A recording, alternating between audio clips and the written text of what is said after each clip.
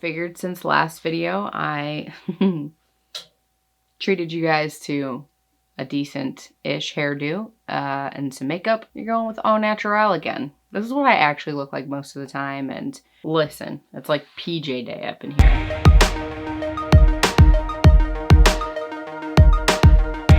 Hi guys, my name's Angie and I'm the Soggy Granola mom. If you don't know what that means, go ahead and check out my intro video. I'll pop a card in like I do every video now apparently, so you can check that out and find out what that means. If you're new here, thank you for joining me, and if you are returning, thank you for coming back. While you're here, don't forget to subscribe, smash the like button, and do all that garbage. If you're not new here, you know that I record this stuff in advance, as I talk about every video. Since I do film this 4 weeks in advance, this is going to be probably like a little coronavirus time capsule for you. It is March 21st, and what I saw in the news said that I think 5 states are in lockdown. I'm pretty sure Michigan's not too far behind. And by the time you watch this, who knows, maybe things will finally have flattened out. But I'm not holding my breath because I saw some people, maybe they were pessimistic, maybe they were realistic, but they were saying potentially this could be riding out until May. What I want to talk about today is kind of my journey with budgeting. I figured I wanted to keep it easy, no demonstrations, no running around with another camera. Because of all the coronavirus stuff, we're all kind of stuck at home. So usually when I do vlogs, it's when I've just got the baby here and she's taking a nap, but everybody's home if they're not at work, and it's the weekend, so everybody's home. Yeah, we're just gonna talk today. I wanted to discuss my journey into budgeting, which is either a moot point at this time or maybe more important than any of us ever thought it was, because the reality, unfortunately, right now is that a lot of businesses are closing their doors, laying employees off. It's not a good situation, and they're still up in the air as of right now whether or not people are going to get supplemental income that is dispersed to the entire United States to help pay the bills. Budgeting is like an essential thing in stretching your money, and unfortunately for many right now too, I'm afraid that it's not even going to be enough with that, because you got to have enough coming in to cover what's going out. So on that depressing note, I'll tell you about my journey with budgeting. I've always been pretty money conscious just because I grew up in a situation where, you know, there wasn't a lot of money. My mom injured her back in her mid-30s, so I think by the time I was like 8 or 9, she was on disability. She couldn't work, so it was very limited income she received from the government and from disability, so her social security and her disability. And I'm talking like less than $1,000 a month. I don't know if you can hear the cat out there, but she's gonna cry and cry and cry and cry and cry. You gotta zip it if you're in here. She's just gonna sit out there and cry until I let her in, so instead of having to listen to that all the time, I just let her in. You gotta zip it in here. Okay, so yeah, my journey into budgeting was obviously kind of like money sense was instilled into me from a young age because I watched my mom have to stretch her money as far as she could. I think the first real time I made like a true budget that I had to really stick to was when I went to Chicago for my internship. I took out a student loan, which in retrospect was probably stupid. I should have just like hustled and saved a bunch of money. But I needed a little extra money to last me through the summer. After having paid for my apartment in full for the 3 months I was going to be down there, and factoring in the public transit card, which I think at that time was like $83 a month, I was left with 12 weeks where I had $80 a week to spend. So that $80 a week was meant to cover any type of like grocery shopping, any entertainment, anything that I needed covered, cleaning supplies, whatever. I had $80 a week. So if I went over that, it came out of the next week, and I had to be extremely frugal the next week. Luckily in Chicago, there's a lot of free stuff to do. So if you want to experience the city, you can go and do things and not spend any money, which was a bonus. But yeah, going out to eat and stuff wasn't like a huge thing that I was able to do very often because I was living on an extremely strict budget. And that summer kind of shaped me. I started out with, honestly, do you remember like on your computer, I think they still do it, but on your computer you can make like sticky note pads. I literally just kept a sticky note and I put my $80 at the top, and every time I made any purchase, it went on there and I deducted it from my budget. And I think it rolled over like every week on Monday. She likes to make herself at home. So I did that for 2 summers. I had an internship at the same place 2 summers in a row. So it was kind of the same situation. I think rent was pretty similar. Even though I moved to the other end of town, I still had to figure out how to stretch, a few $1,000s, 12 weeks, and then deducting rent and public transit and all of those expenses. After I wrapped up my second internship, I was done with school. I graduated and I was moving into a small apartment with my now husband, and he was finishing up school. So he was living off of student loans. Financial vlogging featuring Coco. So yeah, we lived together and I got a part-time job. I couldn't find anything full-time. You can't headbutt the microphone, dude. I got a part-time job in a kitchen and I think I was working 30 hours a week, but it was, we were living in a small 1-bedroom apartment in a complex. They weren't fancy or nice. I think we spent like $500 a month total for our rent and maybe like $100 or less on utilities. But we had to figure that out and make it work. So I think 2 summers of stretching very little money in a very expensive city kind of prepared me for that. We started splitting everything down the middle. So whatever goals I had financially or whatever, the guy was responsible for my stuff and Josh was responsible for his. At that time, we weren't really saving much money. I wouldn't say we were living paycheck to paycheck because I've always been the type to want to make sure we've got a little bit of a cushion, but things were definitely tight and we didn't go and do a whole lot back then. We kind of just hung out at the house and would watch Breaking Bad, and he would go to his class, I would go to my job, I would come home and craft. That's when I started like my crafting stuff on Etsy. And that was pretty much life for a full year. Dude, you're getting kicked out. I don't care how much you cry. But yeah, so I got my entry-level job. I found a little apartment in the city that I was working in, but my entry-level job was still only like 32 hours a week or something. So I was also working at a coffee shop and splitting everything with Josh, again, 50-50 down the middle. And we were responsible for anything outside of that. Like he took care of his student loans, I took care of my student loans. I had a square whiteboard that I stuck on the fridge, and every single week I'd write down what bills, like joint bills, were due. So if it was rent or a utility, I'd basically give him a final balance of everything that he needed to give to me if I had to pay a bill, and he would take care of anything that was in his name. So then in 2014, we got married, and we decided and had discussed it leading up to the wedding that as soon as we were married, like we're having a joint checking account and we're combining our incomes. Both of us were good enough with money that we didn't have any concerns really about the other party having access to it. I did sit down with him and we kind of built a preliminary budget, and that was when I kind of developed the system that I still use to this day, and we've been married for almost 6 years. At that point, we started giving ourselves an allowance, and everything else was like put into one big pot. We were able, through our payroll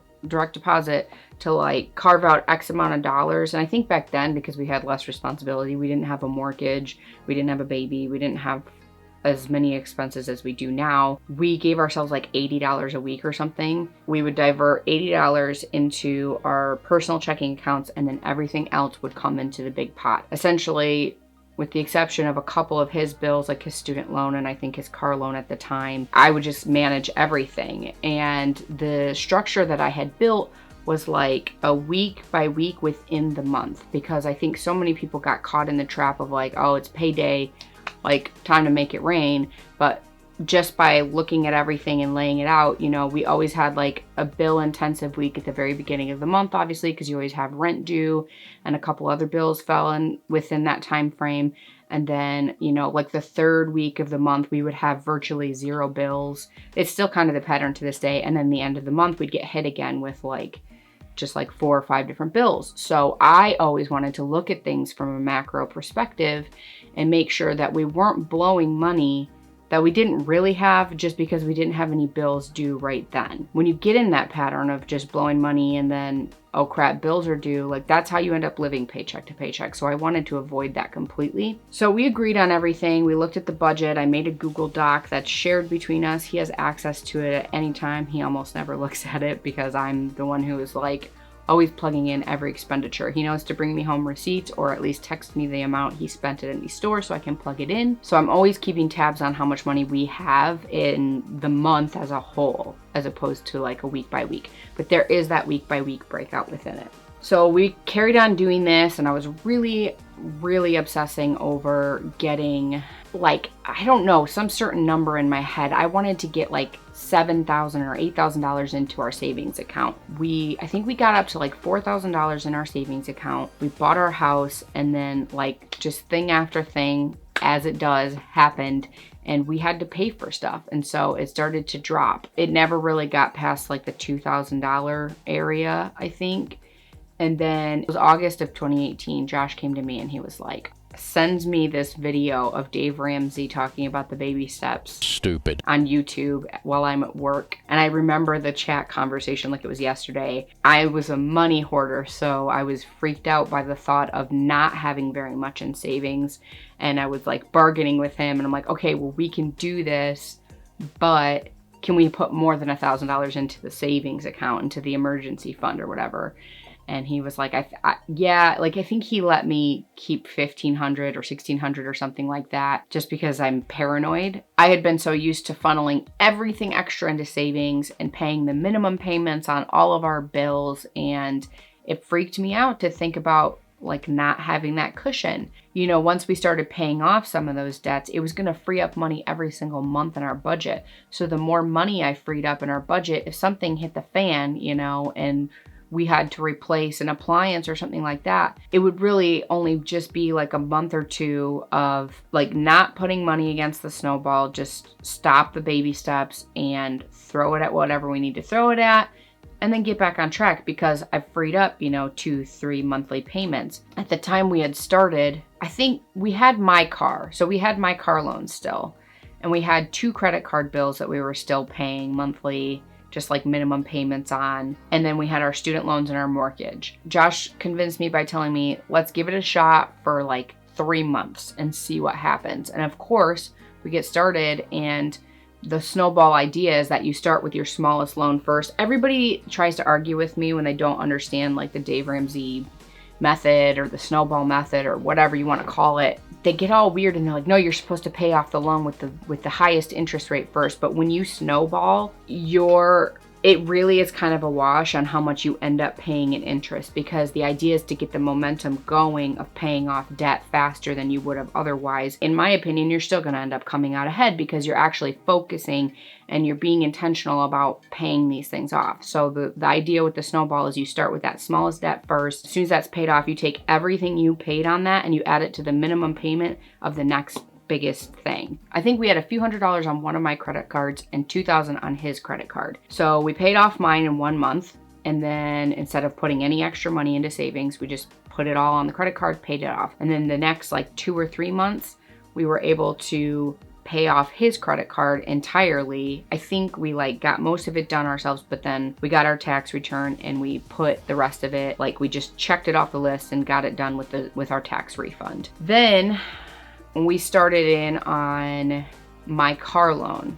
So this is where we did do a little bit different than what the baby steps would have recommended, but it was like his student loan we owed $10,000 on, and my car we still owed $13,000 on. But if we paid off the car sooner, we were gonna free up nearly $300 a month, whereas if we paid off the student loan, we were only gonna give ourselves an extra $100 a month to put against the snowball. So we felt like if we got the car done, that would really speed up our momentum once we got moving onto student loan debt. With our tax refund this year, we were able to completely finish paying off the car. I had put like $10,000. Literally, I mean, I only worked part-time, so I didn't make a ton of money, but every single dollar I made from the radio station pretty much went into paying off that car loan. So we got that done in 3.5 years on a 6-year loan, which was really exciting. So then, you know, we had the baby in September and we kind of take a little break from doing the snowball. We stick some money away because I ended up not being able to breastfeed. So we had to start looking at budgeting for her formula, and which is a pretty big extra expense that we didn't anticipate. So we kind of retooled things, discussed everything, and then we got started with the student loan. So we've got his smaller student loan where we still owe, I think, like $7,500.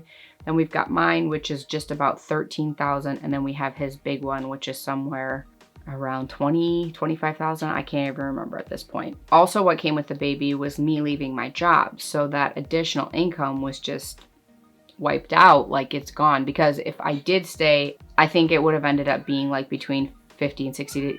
Oh my gosh, these cats.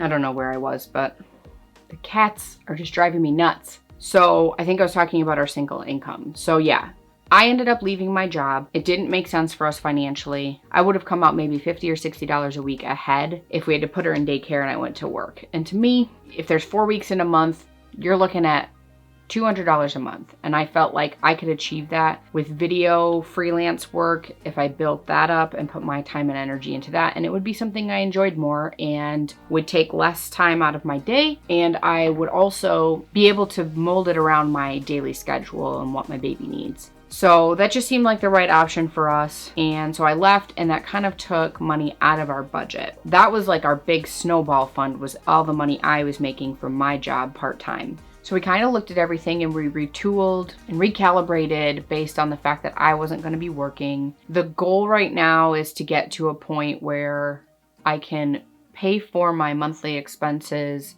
for my business. If I could bring home $500 a month off of doing freelancing, like that would be ideal. I'm really hoping that once everything kind of levels out and life starts to go back to normal, that I really can contribute again to the debt snowball and try to plow through these goals, because I want to be able to invest in my kids' future. I want to be able to invest in our future and our retirement. I want to be able to travel. You know, there's a lot of things I want to do. And if we can free up income by paying off these debts that we took out, that's the goal. So to this day, I still build a budget where everything is laid out week by week within the month.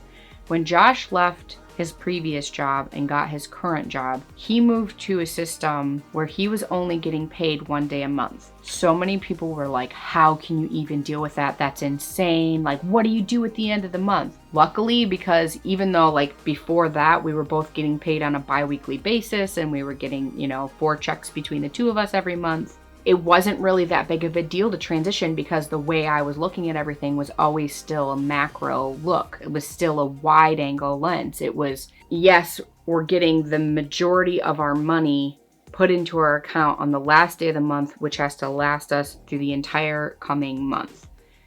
But because I always broke everything out and I've always had all the bills in there, all of our gas money, all of our estimated grocery money, I always put like a little buffer for every single month. Incidentals, things that it's not fun money necessarily, but like somebody's birthday comes up, I have to pay for a prescription. We have a copay at the doctor's. We have to get something fixed. I always build that into the budget so that there's always this little bit of wiggle room to make sure that we're not going to be put in a situation where we just simply can't afford it. And if that does come up, we just have to say no sometimes, and you have to be okay with it. Yeah, this video got long. As they always do. I just wanted to share a little bit about our journey and how it came from me just trying to stretch a dollar and make it last in Chicago, all the way up to being married. I mean, I did my internship in 2010, and that was my first true endeavor into doing budgeting. I feel like it's something that I learned just by doing and not necessarily something that I learned in school. I would love to do more on this in the future, maybe an actual comprehensive breakdown of how I do budgeting, but I don't want to make this video like insanely long. I just kind of wanted to talk about my journey and see if there's even an interest in that for anyone who might be watching this. I do want to leave you with some of my biggest tips for budgeting. If it's something that you really, I feel everyone could benefit from it. It's like, it's hard to lose weight if you don't track what you're eating. You don't know where that weight comes from, where your money goes. You don't understand any of that stuff unless you actually break it down and track it and keep an eye on every single thing. Because if you ignore it, that's how you end up in a storm. I wish I could apply my budgeting savvy to my weight loss goals, if there's anything I can say is budgeting is good for everybody and everyone should strive to pay attention to where their money goes. My top 6 tips for budgeting, if you want to get started, are as follows. Number 1, you should prioritize your financial goals. What is important to you? Do you want to travel? Do you want to get rid of debt? Do you want to save for your kids' future education, whatever? Do you want to save for retirement? Do you want to buy a specific car and you want to buy it outright and you don't want to go into debt for that car? What are your major financial goals? You need to prioritize those so that you can build your budget around that. Number 2, I would suggest getting out of debt. I know that we live in a world where our generation, millennials, went into a 4-year college before the recession and we were told, get a 4-year degree and you'll be set for life. You will be able to get a job. And then we got out of college and it was like,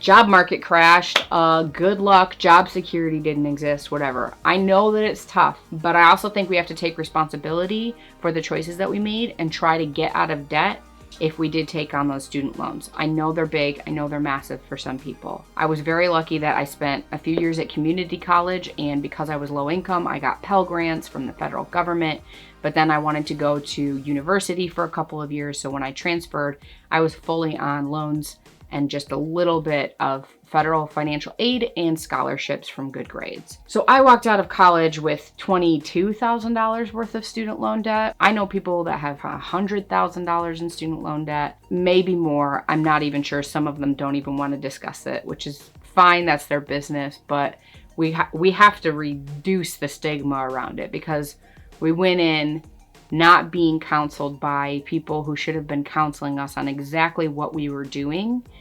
And we also went in thinking, this is going to guarantee me work for life. That's not the case. So I think prioritizing getting out of debt is a really important thing to strive to do. Number 3 is be flexible. I am somebody who likes things in a little box. I want this to go to this and this going to this, and I have these ideas in my head, but every single month the budget is fluid and it has to change a little bit, and you have to be okay with that. You know, maybe you plan to stick $500 against this payment, but something came up and you have to spend $150 before you even got to that. So you're only going to spend $350 towards that debt. Also, when extra money comes into your life, you should be flexible with how you utilize that. You should maybe put some of it towards those goals. Maybe give yourself a little treat, but don't go overboard, you know.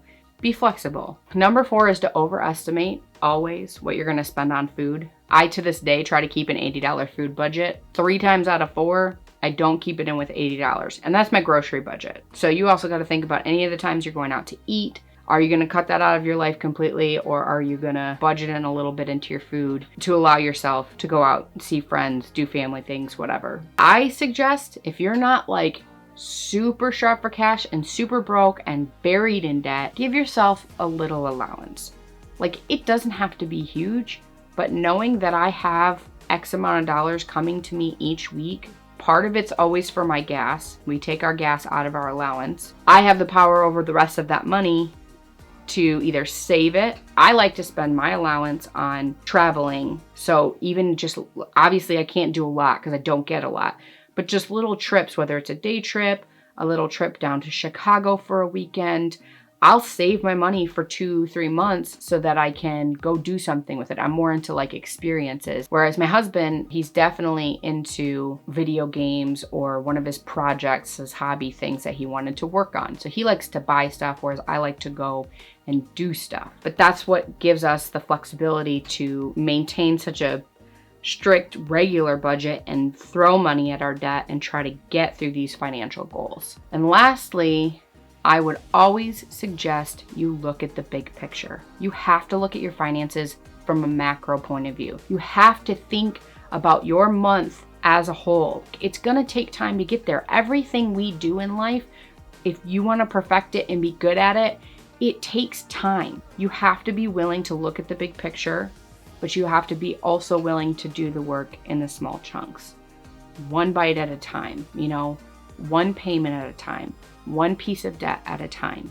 If I could leave you with anything, I would say that being in control of your finances is one of the most empowering things you can do for yourself. It's all about perspective and a positive mental attitude and an outlook of like, nobody climbs Mount Everest in a day. You have to just do the steps, you have to lay out the plan, and then you have to follow it. If anybody's interested in more of a hands-on approach to the budget instead of the theoretical talk that we just had, and you want tips on how to break out your budget every single month, I would love to do that. That might be a video for down the road. One of the best things I've ever done for myself and for our family, when Josh came to me with his crazy plan, I agreed to step out of my comfort zone. And now, in a year and a half, we've paid off $20,000 worth of debt. That momentum is going to slow a little bit, but it put us in a position. Every day I'm freeing up money for our future. That opens a world of possibilities and opportunities for us. Because if you have a grip on that, you can do so much for yourself. As always, this video ended up being way longer than it needed to be, but you know me, I like to talk. All right, guys, until next time, deuces. Hi guys, my name is Angie. I'm the Soggy Granola. Oh my God. I'm like cutting my head off. Shh. Come here. Come on. Fat cat. Oh my gosh.